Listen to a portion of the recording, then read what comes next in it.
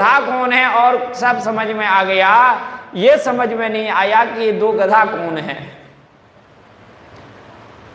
तो सारा महात्म्य सुनने के बाद में जिसको दो गधा का ही जब गुरुदेव ने बता दिया तो इतना ही समझ में नहीं आया।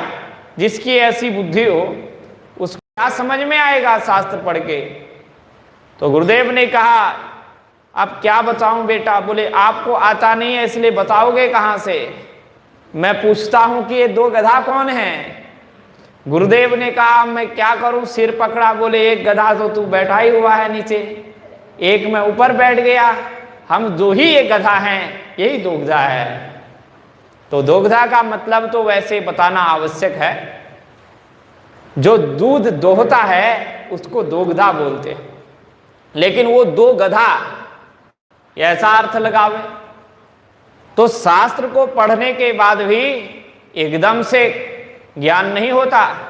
गुरुजनों के चरणों में जो श्रद्धा पूर्वक बैठेगा, जो पहले से ही ये समझने लगेगा क्या इनसे तो ज्यादा हमको आता है, ये हमें क्या पढ़ाएंगे, जो पहले से समझदार बनने लगता है।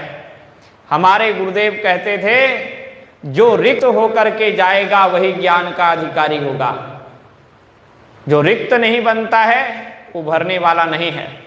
जो पहले से ही काम क्रोध लोभ मोह मद मात्सर्य आदि आदि विकारों से भरा होगा उसमें ज्ञान कहाँ टिकेगा। जैसे आप जो है अपने बर्तन में जो है पानी भर के बाहर रख दें, अब उसमें जो पानी आएगा वो उसमें थोड़ी भरेगा, वो तो बाहर निकल जाएगा। अथवा आप उसको उल्टा करके रख दें तो फिर तो एक भी बूंद भरने वाला नहीं है, सब खाली खाली खोखला रहेगा। और भरा हुआ होगा तो भी वो भरने वाला नहीं, वो तो पहले से भरा हुआ है। अब किस चीज से भरा है वो तो अलग बात रह गई। तो इसलिए रिक्त होकर के गुरुजनों के चरणों में बैठ करके, महापुरुषों के चरणों में बैठ करके धर्म के तत्व को समझना चाहिए और महापुरुषों के चरणों में बैठ करके ये सीखना चाहिए कि क्या मार्ग है। धर्मस्य तत्वम निहितम गुहायाम, ये मानो एक बहुत बड़ी गुफा है, उस गुफा में इस धर्म के तत्व को क्या कर रखा है, छिपा रखा है।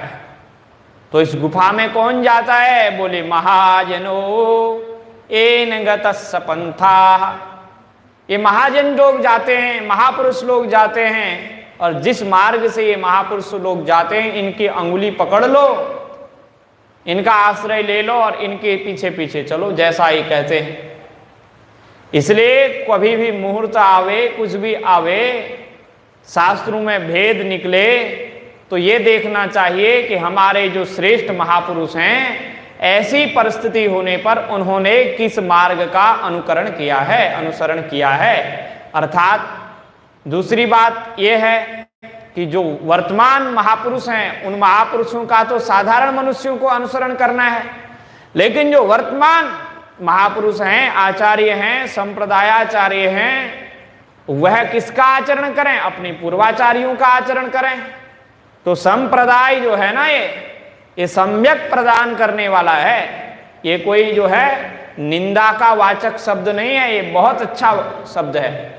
जहाँ सम्यक प्रकार से ज्ञान दिया जाए, सम्यक प्रकार से जो है मंत्र का दान किया जाए और सन्मार्ग पे व्यक्ति को लगाया जाए अच्छे रूप से, उटपटांग से नहीं, माइक में बोल करके 10-12 हजार इकट्ठा करके वहां से चलो राम राम लेने वाले कितने, हाथ खड़ो करो, तुम्हारा नाम दिया जा रहा है। नमः शिवाय बोलने वाले कितने लोग हो, सब हाथ खड़ा करो, तुम्हारे यहीं से डायरेक्ट जो है मंत्र फूका जा रहा है, स्वीकार करो। और फिर कभी मिले ना मिले, कभी आए, हाँ गुरुजी हम आपसे दीक्षा लिए थे, लिया होगा कभी, ऐसी परिस्थिति में मत पड़ो। गुरु वह है जिसके चरणों में बैठ करके कभी पूछ सको, अपने निवेदन कर सको, जो आपसे पूछें कि ठीक चल रहा है, कभी तो पूछें, आप भी उनके पास पहुंच सको, उनके हाथ से प्रसाद ले सको। तो ऐसे गुरु को बनाना चाहिए। तो धर्म का तत्व अत्यंत